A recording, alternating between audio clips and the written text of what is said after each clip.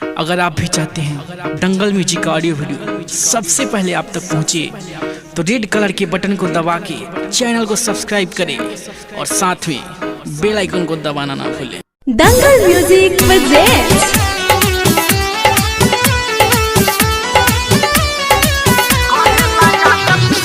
Music director Vikas Raj.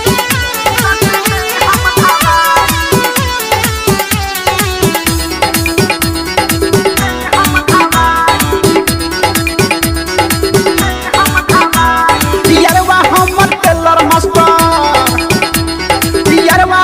Tailor master बेलसियन भड़काई।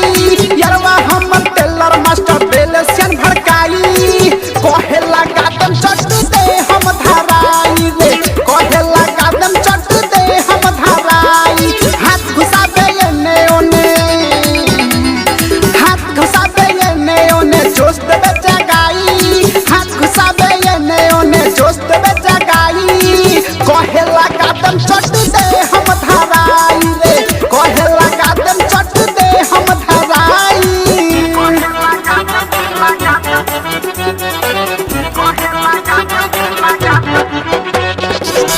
Music director Vikas Raj.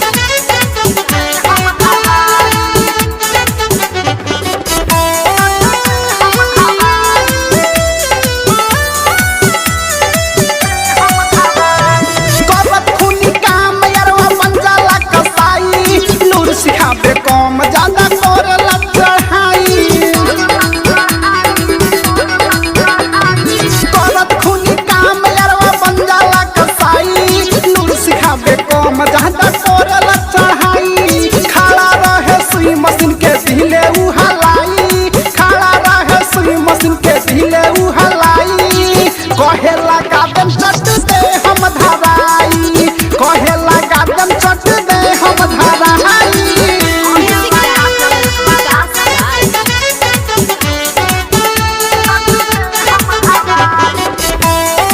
Recording by DJ Vikas Raj studio.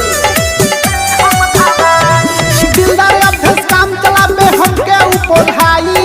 इल्म के बहाने रोज करला सफाई।